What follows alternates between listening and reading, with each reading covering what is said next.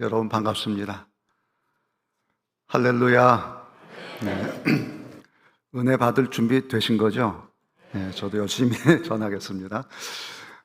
주일날 1일 부흥회를 해요. 놀랬어요. 깜짝 놀랐습니다. 아니, 왜냐하면 주일날 부흥회를 하는 교회가 쉽지 않거든요. 그래서 목사님께 여쭤봤죠. 아니, 어떻게 주일날 부흥회를 하시냐고 그랬더니 평일에 하면 부흥회 참석 못 하시는 분들이 계셔서 그래서 모든 분들이 다 들을 수 있는 날이 언젠가 했더니 주일날이라고. 그래서 주일날 부흥회를 하신다고. 이렇게 교인들을 생각하는 참 좋은 목사님. 할렐루야죠. 예, 이런 결정을 한 장로님들께 또 감사하고 또 그래서 제가 또 이렇게 오게 되고 너무 고맙고요. 목사님께서 예배 중에 저를 소개하시더라고. 제가 이 영상을 좀 들어가 봤더니 그러면서 저에 대한 소개를 이렇게 해요. 목사님 자서전을 봤더니 은혜가 돼서 저한테 전화도 똑같이 그렇게 하셨어요. 목사님 책을 봤더니 은혜를 받아서 목사님을 모시게 됐습니다. 그러니 얼마나 제가 부담이 되겠어요. 왜냐하면 그냥 부흥회 가서 할 설교 제가 준비해서 하면 되는데 이건 전제 조건이 붙었어요. 자서전의 얘기를 해라 그 말이죠. 그래서 제가 설교 준비를 다시 준비해가지고 오늘 여기 서느라고 얼마나 힘들었겠어요. 제가 자서전을 쓰게 된 거는 쓰고 싶어서가 아니라 작년 이제 연말에 이제 은퇴를 하는데 여름쯤 해서 우리 장로님 한 분이 목사님 그래도 39년 목회하셨는데 이 자서전 하나 쓰시죠. 그런데 뭐 자서전 누가 읽나요? 그래서 제가 여름에 이 휴가 기간 동안에 그저 몇 자 적어 놓은 것을 조금 정리해서 아주 작은 책으로 이렇게 냈는데 이제 목사님이 그걸 이제 보셨어요. 제가 1985년 이제 12월 8일 주일인데요. 교회에 이제 부임을 했어요. 그때 나이가 31살이었습니다. 그런데 제가 이제 목회하던 이 한남제일교회는 지명으로는 서울 용산과 한남동 맞아요. 근데 한남동이 커요. 그래서 저 한강변에 있는 쪽을 한남동이라고 그러고 이건희 회장 사는 이 산동 남산 밑에를 북한남동이라 그래요. 그런데 남한남동, 북한남동 그러는데 우리 한남제일교회는 어디 있냐면 북한남동 쪽에 있는데 이 북한남동 쪽에 보면 지금 한남 뉴타운이라 그래가지고 개발이 되는 동네가 있어요. 그게 한남대교를 이제 강남에서 넘어오다 보면 왼쪽에 큰 산동네가 있는데 거기는 가난하고 어려운 사람들이 살아요. 그래서 용산의 기초생활수급자 거의 30%가 그 산동네 살고 있는데 그 입구에 우리 교회가 있어요. 이해되시죠? 그런데 이 가난이라고 하는 얘기뿐만이 아니라 이 교회가 이제 이태원 길가에 있거든요. 그러니까 이태원이라 그러면 돼요. 근데 우리 교회에서 한 세 정거장 이렇게 가면 거기 뭐가 있냐면 미8군이 있어요. 그 미8군은 이태원이라는데 본래 이태원이 이타원이에요. 다른 지역의 사람들이 사는 것이죠. 그래서 중국에 잡혀갔던 그 여성들이 다시 돌아왔을 때 환향여 그러잖아요. 그런데 그들이 돌아왔을 때 이들을 받아들일 수 없다 해가지고 이들을 모아서 그쪽에 살게 했던 동네가 이태원인데 안타깝게도 원나라 군대가 거기 주둔했고 그 이후에 일본군이 주둔하고 지금은 미군이 주둔하는 지역이에요. 그래서 미군이 있다 보니까 자연스럽게 유흥가가 생기기 시작했고 그래서 교회의 가까이 한정거장 앞에는 술집들이 있고 몸 파는 여인들이 있는 바로 그런 소위 텍사스 골목이 거기에 있어요. 그러다 보니까 자연스럽게 우리 교회는 거기에 종사하고 있는 분들이 우리 교회의 한 절반 돼요. 그래서 거기 살다가 이사 가서 다른 데 사는서 오는 분들이 한 50%인데 대부분 중직자들이 그렇고, 거기 사는 분들은 대단히 힘들고 어렵게 사는 분들이 있죠. 그러니까 술집에 나가는 분들도 있고 몸 파는 여인도 있고, 거기가 또 이 동성애자 또 뭐 다 유명하잖아요. 그러다 보니까 우리 사택에서 문 딱 열면은 이쁘게 생긴 놈이 나와가지고 목사님 또 이러고 인사하는데, 아주 그런 한때는 교회에 한 20, 30명씩 이런 동성애자들이 같이 와서 예배를 드리는데, 참 안타까운 것은 그 동성애자들이 예배를 드린다고 할 때 여러분 어떤 생각이 들어요? 장로님, 목사님, 자녀들이 거기 다 있는 거예요. 그러니까 어려서부터 신앙생활 했는데 그렇게 돼버린 거죠. 어쨌든 이 교회가 그들을 품고 같이 예배를 드려요. 그러니까 교인들 중에는 뭐 무대화 만드는 사람, 무대 의상 만드는 사람, 뭐 별의별 사람 다 있고, 술집에 영업부장 있고, 어느 날은 예배 드리다 보니까 한 젊은이가 팍 튀어나가는데 너무 잘생겼어요. 그런데 장로님 아들인데요, 나중에 알고 보니까 술집 영업부장 깡패예요. 그러니까 형사가 와서 잡아가려니까 그냥 그 소식을 듣고 그냥 도망을 가는데, 우리 부목사님 보니까 얼마나 그냥 날쌔게 도망을 가는지. 하여튼 그런 환경들이죠. 자, 여기서 제가 여러분한테 하나 여쭤보는 거죠. 저는 이제 어려서부터 이제 모태신앙이라서 교회에서만 쭉 자라서 또 목사가 됐잖아요. 그러니까 세상에서 어떻게 그리스도인들이 살아간다는 얘기를 하지만 그 현장은 잘 몰라요. 여러분 어떻게 살고 계세요? 도대체 그렇게 힘들고 어려운 그 세상 환경 문화 속에서 어떻게 여러분들이 살아가고 있냐 하는 거예요. 근데 그 문제가 바로 내가 한남제일교회 부임해서 만난 교인들과 어떻게 신앙생활을 하고 이들을 지도할 것인가에 대한 고민의 질문이기도 하는 거죠. 어떻게 할 것이냐. 제가 이 교회에 선보러 가라 그래가지고 수요일 날 저녁에 제가 이제 여기를 찾아오는데요, 이 교회를 아는 사람이 하나도 없어. 왜? 다 딴 데서 온 사람들이니까. 그러니까 거기는 그 당시만 해도요, 저녁 때만 되면은 전국에서 술 먹으러 오는 젊은이들이 꽉 찼어요. 제가 명동 앞에서 컸는데 명동의 사람보다 더 많아요.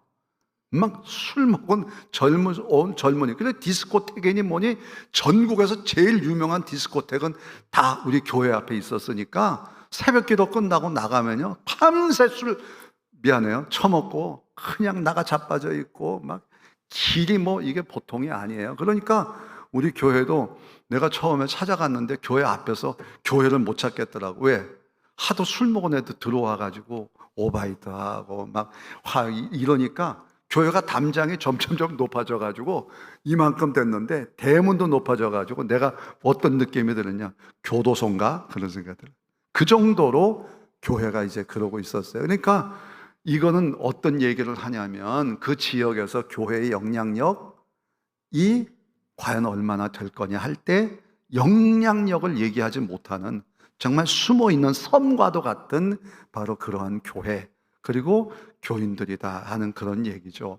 그래서 이런 속에서 어떻게 교회다움, 그래서 교회가 선택한 거는요, 강남으로 이사 가자, 딴 데 이사 가자 이런 얘기를 했지만 그것도 뭐 능력이 있어야 이사 가는 거지. 그러니까 이사 가지 못하고 거기에 있었던 것인데, 그런 속에서 교회가 어떤 선택을 해야 될 것이냐, 그게 제 고민이었어요. 더 충격적인 거는 이제 제가 부임할 때 우리 큰애가 7살이고 작은애가 4살이거든요. 수요 기도회 갔다 왔어요. 그 아내하고 들어왔는데 깜짝 놀란 게 벽에다가 아이들이 요만한 종에다가 이렇게 뭘 썼는데, 메뉴, 소주 얼마, 맥주 얼마, 사이다 얼마, 콜라 얼마, 그러더니 안주 1절, 24시간 영업 이렇게 써놓고는 쟁반에다가 컵을 놓고 뭐 드시겠어요? 이러고 놀고 있는 거예요. 애들은 그게 얼마나 재밌었는지 모르지만 우리는 그냥 모든 게 다 주저앉는 그런 상황이 되고 말았죠. 과연 여기가 우리 아이들을 정말 키워도 될 거냐 하는 그런 고민을 되게 많이 이제 했어요. 최근에는 이제 그 초등학교 두 개가 있는데, 그 보광초등학교는 이미 다문화 학교가 된 지 오래됐고, 우리 손주들이 다녔던 그 한남초등학교는 몽골 아이들이 몇 명 들어와서 겨우 몇 년 전 얘기예요. 입학생을 받아서 이 학교가 이제 운영이 되고 있습니다. 그런 아주 열악한 환경 속에서 정말 여러분이 살고 있는 이 세상에, 그 악한 세상의 그 현장 속에서 어떻게 우리는 그리스도인으로서 살아가고 이 세상을 영적으로 승리할 수 있겠냐, 이게 저의 고민이고 바로 여러분에게 던지는 질문의 내용이다 그 말이에요. 그래서 저는 하나님 말씀을 읽는 가운데 오늘 누가복음 4장 18절 19절에 주시는 말씀인데요, 여러분 예수님께서 이 땅에 오셔서 많이 복음을 전하시는 중에 이제 안식일이 되면 회당에 가서 하나님 말씀을 펴서 읽고 설명을 했던 것 같아요. 그래서 여기도 보면 전에 하시던 대로 이렇게 나오거든요.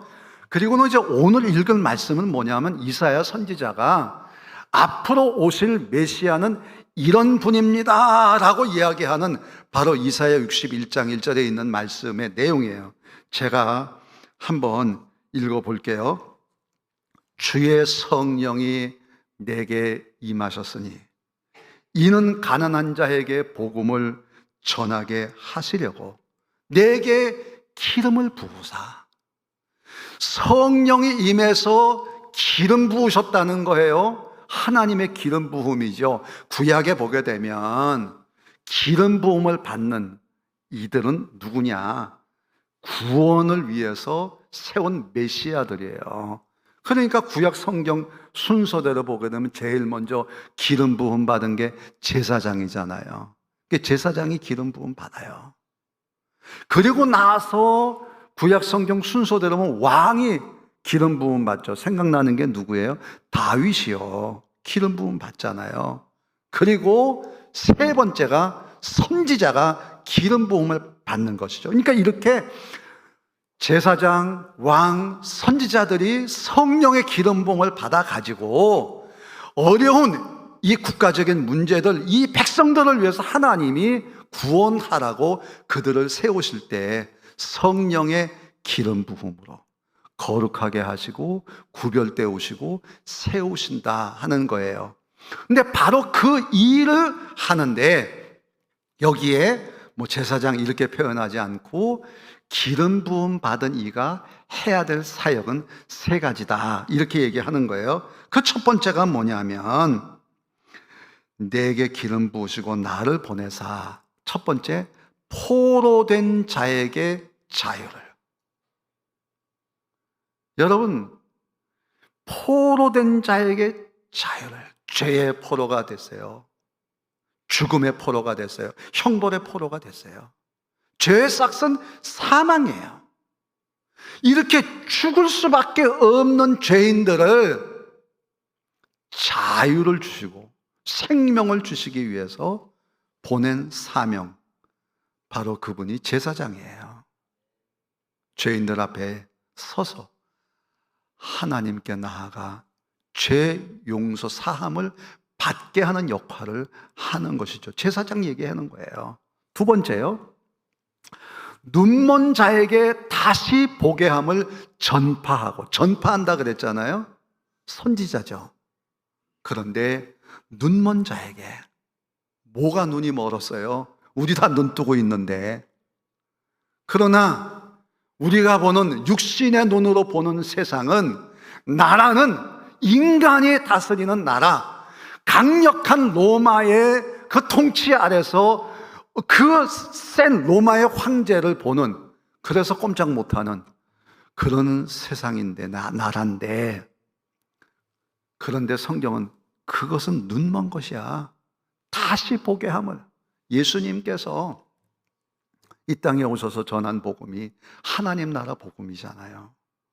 제사장들이, 선지자들이 계속 얘기하잖아요.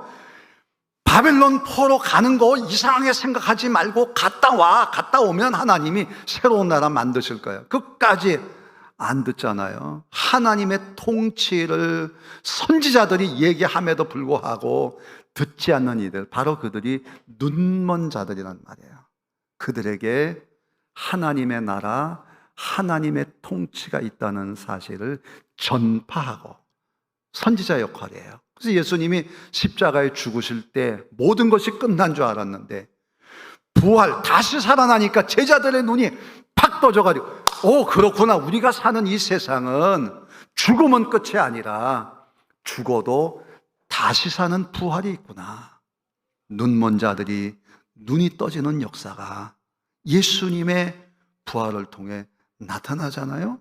그러니까 예수님 부활 이후에 하늘로 승천하시기까지 40일 동안 하나님 나라를 끊임없이 가리킨, 그러니까 메시아가 오면 눈먼 자에게 다시 보게 하는 하나님의 나라를 전파한다, 그 얘기하는 거예요. 그 다음에 마지막에 뭐냐면 눌린 자를 자유롭게 하고, 우리가 그냥 산다고 사는 게 아니잖아요. 우리의 소원은 통일인 것처럼 바벨론 포로로 가 있는 이들의 소원은 먹고 마시는 게 아니잖아요. 뭐예요? 고향으로 돌아가는 거예요. 그래서 이 바사의 고레스 왕이 바벨론 포로 잡혀있던 이들을 다시 고향으로 돌려보내요. 그래서 성경에 유일하게 고레스를 가리켜서 메시아다, 이렇게 얘기를 하는 거예요. 구원자다, 메시아예요. 그래서 눌린 자를 다시, 이건 누가 하는 일이냐? 왕이 하는 일이에요. 왕만이 할 수 있어요. 지금 대통령이 되는 분들은 다 이 역할을 하잖아요. 그래서 제일 먼저 하는 일이 뭐예요? 대통령 취임식 앞두고, 그래요, 감옥에 갇힌 사람들에게 풀어주는, 이거는 왕의 권한이란 말이에요. 그래서 메시아가 이 땅에 오시게 되면 성령으로 기름 부음 받은 하나님의 거룩하고 구별되게 세우신 구원자의 역할은 뭐냐? 세 가지 한다는 거예요. 제사장, 선지자, 왕. 제사장, 선지자, 왕. 그래도 안 따라하고 계속 째려보고 있네. 다시 제사장, 선지자, 왕. 아멘. 제가 손가락 한번 꼽아볼까요? 시작. 여러분 옆에 사람한테 한번 물어보세요. 시작. 이게 메시아가 해야 될 사명인데, 놀랍게도 성경은 이 메시아가 받은 이 세 가지 사명, 그래서 요리문답 23문에 보게 되면 이것은 그리스도가 세상을 구원하기 위한 삼중직이다. 그래서 그리스도의 삼중직 그러는데, 이 그리스도의 삼중직을 성경은 바로 저와 여러분에게 맡기셨다는 거예요. 할렐루야. 여러분, 출애굽한 이스라엘 백성들이 향해서 하나님이 하신 말씀이 뭐예요? 내가 너를 제사장 나라가 되게 하리라. 사도 베드로는 이렇게 얘기하죠. 너는 왕 같은 제사장이라. 오늘 우리 인생이 정말 쳐다보면 능력도 없고 부족하고 아무것도 없지만, 하나님은 성령 안에서 우리에게 기름을 부으시고 우리에게 하시는 말씀이 너는 제사장이야. 그러니까 너는 죄인을 하나님께로 데려가. 그러고 해서 네가 먼저 거룩해야 되겠지? 그리고 네 가정을 구원하고, 내 직장을 구원하고, 동네를 구원하고, 이 민족을 구원하고, 세계를 구원하는 제사장이야. 오늘 하나님께서 나에게 그 사명을 내가 주시는 거예요. 나같이 부족하고 능력 없고 어떻게 보면 신앙도 없는데 나한테 그 사명을 주시는 거예요. 뿐만이 아니에요.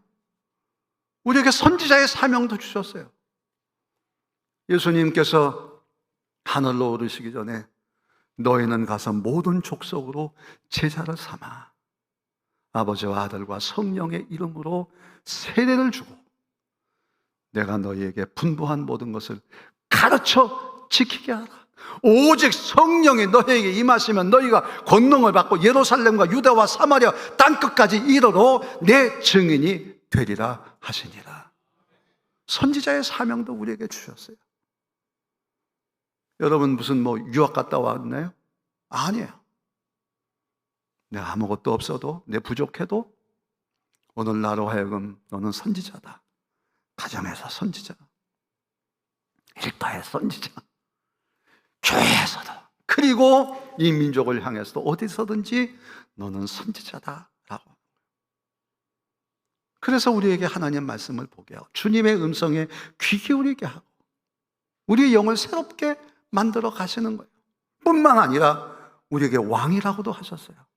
에베소 2장 6절 주님이 하늘에 앉으실 때 우리도 함께 앉으셔서 그 하늘 영광의 자리에 우리가 앉았다고 하는 거예요.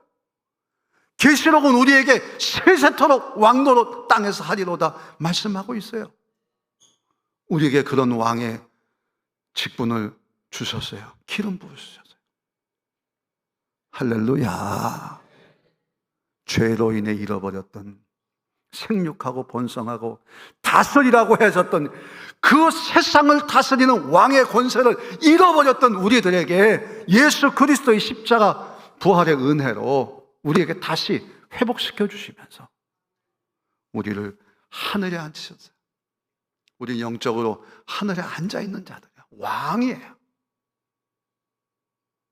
이 왕권을 가지고 어떻게 사용할까? 주님은요, 왕으로서의 그 권세, 이거 가지고 어떤 일을 했어요? 그래요, 싸우는 일에 사용하지 않았어요. 대적하는 일에 싸우죠. 내가 힘이 있다는 것을 보여주지 않았어요.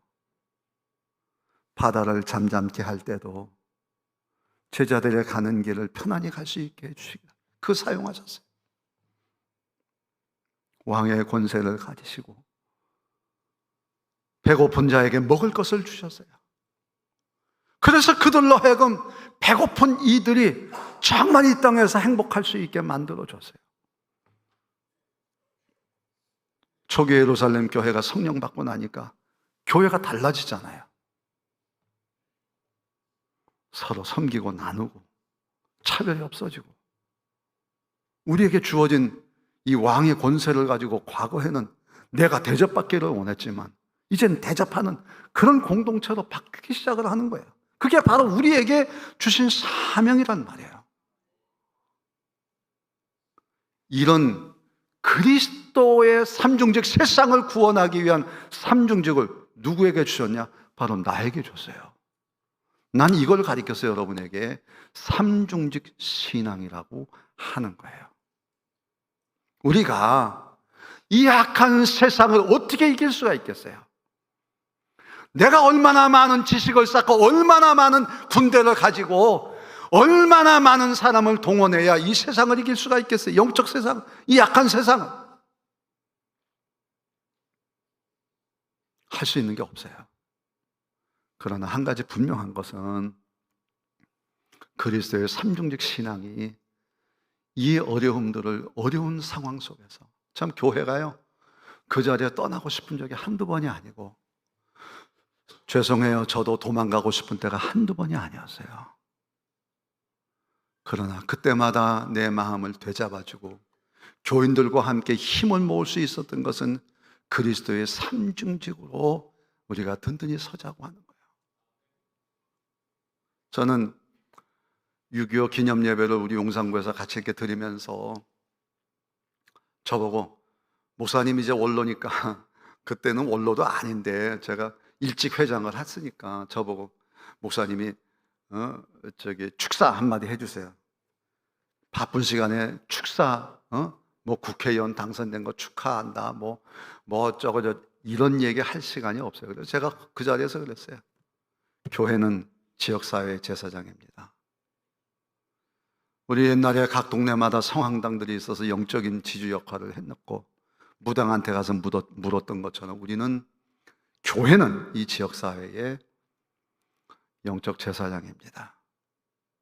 거기에 정치인들도 모이고 주민들도 모이고 유지들도 모이고 목사님, 장로님 모였는데 제가 이 선포를 했어요. 우리는 선지자입니다. 하나님의 나라는 먹고 마시는 나라가 아니요 그리스도 예수 안에서 의와 평강과 희락인데, 그래서 우리 교회는 여러분의 밥그릇을 뺏은 게 아니라 우리 구청에서 정말 큰 맘 가지고 요양원을 만들었는데 어느 재단에서 받아가지고는 안타깝게 재정 문제 사고가 생겨가지고 아무도 맡을 사람이 없어요. 교회가 맡아가지고 정직하게 할 뿐 아니라 그 안에 예배를 시작하니까 하루는 불교 보살이라는 할머니가 참석을 해요. 우리 원장 목사님이 아니 할머니는 불교 보살이시잖아요 그랬더니 한다는 말이 죽을 때가 됐는데 절간이면 어떻고 교회면 어때? 그러면서 주일마다 예배드리고 수요기도에 예배드리고 원장님 지나가면 기도해달라고, 불교니 뭐 기독교니 상관하지 않고 그렇게 하는 그런. 그래서 우리가 선지자로서 정말 이 안에서 이 요양원이나 또 어린이집, 데이케어 센터, 뭐 아이 초등학생들 키움 센터, 이거를 어떻게 우리가 이것을 선지자적인 마음을 가지고 우리가 이걸 섬겨 나갈 수 있을 것인가, 이렇게 하고 있어요. 참 감사한 거는 우리가 이제 그 맨 술집 동네 아니에요. 디스코 때 그냥 코로나 때도 그냥 문제 생긴 거 이태원 아니에요. 하나님 앞에 늘 기도하는데 참 놀라운 일들이 벌어졌어요. 왜 하나님이 나한테 그렇게 기도 제목을 줬는지 모르겠는데, 하나님 이 술집들이 변해서 여기 있는 이 가게들이 다 망하면 안 되니까, 여기 있는 분들이 일자리 잃어버리면 안 되니까 국제 음식거리가 되게 해주세요. 어떻게 됐을 것 같아요? 놀랍게도 이태원은 국제 음식거리로 유명한 거리가 돼서 세계 음식 축제를 1년에 한 번씩 거대하게 일주일 동안 해요. 할렐루야. 하나님이 들으시는 거예요. 하나님, 우리 교회 중심에서 우리 용산, 이게 힘을 좀 합쳐야 되겠습니다. 용산에 하나님 나라 오게 해주세요. 그래서 용산구가 뭐 새로 만든 용산구청 강당에서 신년 조찬 기도회를 하는데 아침밥을 먹은 숫자만 따지면 1,300명이에요. 전국에서 제일 많이 모이는 조찬 기도회를 하는데 우리 구청 직원들이 그래요. 아니 목사님, 태지 나가와도 이렇게 안 모이는데 왜 이렇게 새벽부터 이렇게 많이 모여요? 교회가 지역사회에서 인정을 받는 거예요. 그리고는 이제 가을이 되면 이제 가난한 이들을 위한 푸드뱅크 돕기, 자선음악회 이런 것들을 이제 하고요. 근데 제가 이제 그 용산에 가가지고 제일 이제 눈에 거스르는 게 뭐냐면 용산 마크예요. 용산구 마크. 여러분 용산구 마크를 만드시면 어떻게 만드시겠어요? 아주 뻔하잖아요. 어떻게 해요? 산을 용이 이렇게 또아리 트고 있는 거예요. 이게 용산 마크예요. 그 배지를 우리 용산구 공무원들이 맨날 이거 달고 다니는 거예요. 뭐 가는 데마다 산에 뱀이 이렇게 있는 용산이에요. 하는 기도 중에 이제 목사님 몇 번 선배 한 두 분하고 저하고 구청장실을 면담을 요청을 했어요. 이거 바꿔주세요. 하나님의 성령의 역사가 얼마나 놀라운지요. 구청장이 제가 몰랐습니다 목사님. 그래가지고 공모를 2,500만 원 해가지고 남산에 남산타워 있고 해 뜨는 요 마크로 싹 바꿔버렸어요. 할렐루야. 놀래지도 않아 별로. 난 너무 놀란 건데. 근데 우리가 제사장이 돼서 이런 일들을 하게 될 때 우리 교회가 얼마나 크고 우리 교인으로서 얼마나 부자가 되고 능력이 있는지, 이거보다 더 자존심 세워나가는 게 뭐냐? 내가 제사장이라고 하는 거예요. 내가 기도할 때 하나님이 응답하시고 역사하시고 은혜 주시는 줄로 믿습니다라고 하는 거예요. 우리는 선지자로 하나님 말씀을 잘하자. 그래서 구청뿐만 아니라 각 동, 우리가 16개 동에 있는데 이 동에 교동협의회를 만들고 한 달에 한 번씩 모여서 꼭 동사무소 동장님하고 직원들하고 모여 같이 기도해야 하고, 그리고 함께 교회가 이 지역을 위해서 해야 될 일이 뭐냐. 저희 같은 경우 이제 독거노인, 독거사, 혼자 사시는 분들이 혼자 살다가 갑자기 죽는 이 문제가 사회 문제가 됐을 때, 그 동장님 그거 어떻게 하시게 했더니, 아니 그냥 이 발표만 하는 거예요. 그러니까 조심해 달라고요. 그거 우리가 한번 해봅시다. 그래가지고 노인들에게 혼자 사시는 분들이니까 우리가 자주 할 수는 없고, 왜냐하면 그 적십자사 또 천주교 하여튼 뭐 여러 단체가 그 나눠가지고 돕고 혼자 사시는 분들을 찾아다니면서 반찬도 해주고 뭐 이런 걸 다 해요. 그러니까 생각보다 많이 해요. 그래서 교회가 다 할 수는 없고, 그래서 저희들이 이제 오랜 시간 동안 결정한 게, 우리가 도시락을 만들어서 따뜻한 도시락을 직접 가서 배달하자. 그래도 얼굴 한번 보는 게 이게 중요하다. 그래가지고 4명이 시작을 했는데 나중에 한 280명 정도 이렇게 모여서 동네 그 용산에 있는 국제학교 학생들, 부모들, 뭐 사회단체 보장협의회 해가지고 그 좁은 식당에 200몇 명이 모여서 회비 3,000원씩 내고 도시락 만들어서 직접 3, 4, 5 노인들 찾아가서 따뜻한 국에 밥에 이렇게 대접하니까 얼마나 노인들이 좋아하는지 동네가 그냥 막 달라졌어요. 동네가 달라졌어요.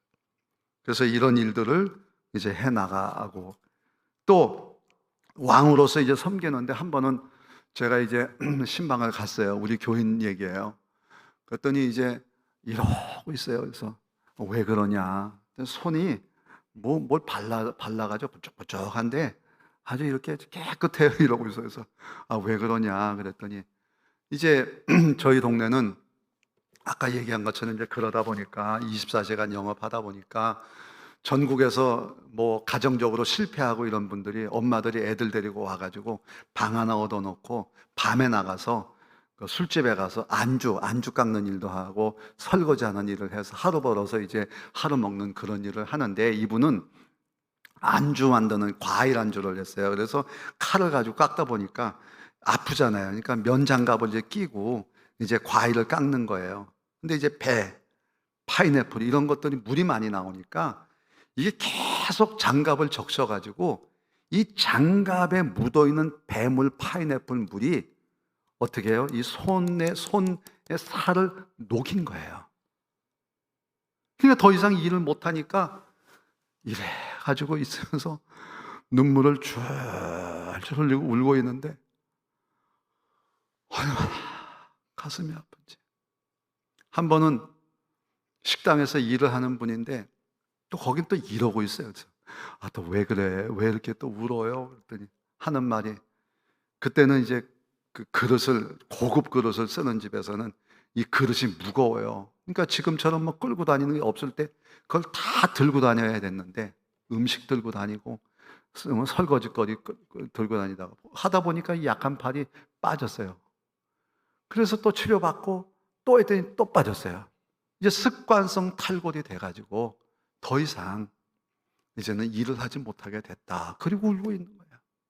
제 마음에, 하나님, 내가요 이 자매님이 내 동생이라 그러고 내 누이라 그러고 내 가족이라 그러면 내가 이걸 어떻게 도와야 될까요? 하나님이 내 마음에 주신 거는 종업원들을 귀하게 여기자. 어떻게? 한 번 뭐 갖다 주면 더 이상 2번 부르지 말자. 그 한 번 왔다 가는 게 그렇게 힘들다 그러더라고요. 밥 다 먹고 나면 그 반찬 먹은 거 웬만하면 다 먹고, 다 먹은 건 접시로 쌓아놓자. 입도 닦았으니까 이거 가지고 앞에도 이렇게 한 번씩 닦아주자. 우리 손주들이 이제 그렇게 이제 하고 나니까 거기 한 번은 이 부여 쪽에 와가지고 이제 닭죽인가 먹었는데, 그렇게 놓으니까 야, 니네 할아버지 뭐 음식 좀 하시냐? 우리 손주가 아니에요, 우리 할아버지 목사님이에요, 목사님. 그러니까 목사님도 이런 거 하시냐? 우리 아주 완고한 장로님 중에 한 분은요, 이런 일에 대해서 뭘 그런 거 하냐고 이제 그래요. 한 번은 이제 저희 장인이 이제 환자가 돼서 식당에 이제 가면 되게 힘들어요. 앉았다 일어났다 나왔다가. 그래서 이제 갔다가 이제 나와서 두 번째 이제 갔는데, 그 여주인이 여보 주방에 보고, 그분들 또 왔어 그래요. 근데 무슨 소린가, 우리밖에 없는데. 밥 먹고 나오는데요, 그 부부가 나와가지고 우리 장인이 천천히 걸을 수밖에 없는데 그 뒤를 싹 따라 나와서 자동차 타고 가는데 90도로 두 부부가 인사를 하는 거예요. 여러분, 우리가 돈이 있다고 그런 대접을 받고 섬김을 받고 높임을 받겠습니까? 그리스도의 삼중직이라고 하는 것이 우리 교인들에게, 아니 여기는 오 목사에게 얼마나 많은 자존감을 주고요, 정말 도망치고 싶은 이런 환경 속에서도 내가 할 일이 있고 하나님이 오늘도 나를 통해서 역사하시는 줄로 믿습니다라고 하는 거예요. 우리 가정은 안 그러겠어요? 다 만족해 삽니까? 부모가 부부지간에, 형제지간에, 자녀들은 다 마음에 듭니까? 그럼에도 불구하고 우리가 그들의 문제를 바라볼 때는 도망치고 싶지만, 그러나 성령의 기름 부음으로 내게 맡겨주신 그리스도의 삼중직, 제사장, 선지자, 왕의 직분으로 서게 될 때 내가 있는 그곳이 살아나게 되고 내가 살고, 하나님 우리를 다시 오시는 그날 정말 기쁨으로 축복하시고 승리케 해 주실 줄로 믿습니다. 한번 따라 하십시다. 나는 제사장입니다. 나는 선지자입니다. 나는 섬김의 왕입니다. 할렐루야.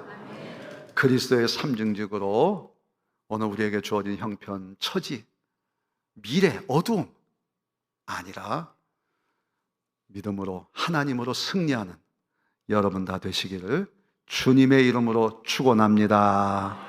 기도하겠습니다. 하나님 아버지, 우리 다 부족하지만, 어려운 환경이 되었지만, 그러나 구원할 길을 우리에게 직분으로 허락해 주셨습니다. 삼중직 신앙으로 내가 살고, 가정이 살고, 자녀들이 살고, 우리의 일터가 살고, 이 나라 이 백성이 사는 역사가 일어나게 하여 주옵소서. 오늘 이 군산 동북교회가 삼중직 신앙으로 더 승리하도록 우리 하나님 축복해 주옵소서. 목사님을 위해 기도하고 가정을 위해 기도하고, 그런 제사장들이 많을 때 이 교회가 달라지지 않겠습니까? 우리 가정을 위해서 기도하는 부모들이 있고 자녀들이 있을 때 달라지지 않겠습니까? 아버지 하나님, 삼중직 신앙으로 꼭 승리해서 하나님 앞에 큰 상 받는 우리 모두 되게 해 주옵소서. 예수님 이름으로 기도드리옵나이다. 아멘.